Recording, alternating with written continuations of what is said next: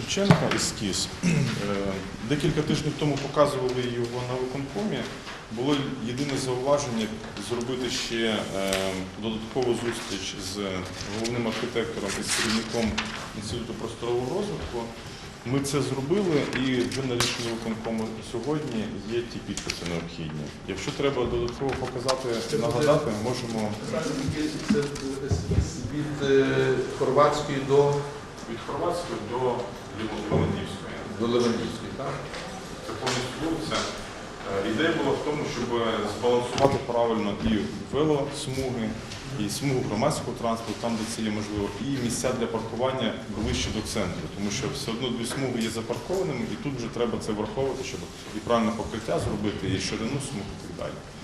Тобто вона є більш-менш збалансована, це приблизно півроку, результат роботи за півроку з залученням і урбаністів, і різних інституцій міської ради. Інженерні мережі підлягають санації. Часткова санація, частково заміні, і це все також враховано в ескізі, воно грає одне з одним. У мене єдине питання. Що стосується підземної інфраструктури, колекторів. Нема накладу в ескізу трамвайних колій над колекторами, що ДБН забороняє? Остання зустріч була цього понеділка, і водоканал при оновленні технічних умов якраз показав, що все нормально і все Тобто у вас є згідно підтвердження водоканалу, що воно збирається і він має право на життя, правильно? Зрозуміло, добре.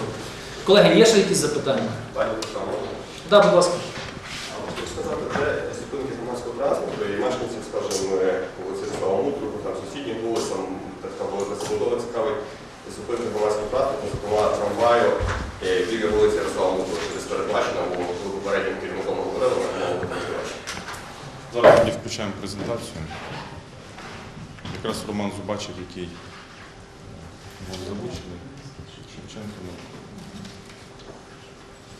Відкрити тоді зразу район Ярослава Мудрого.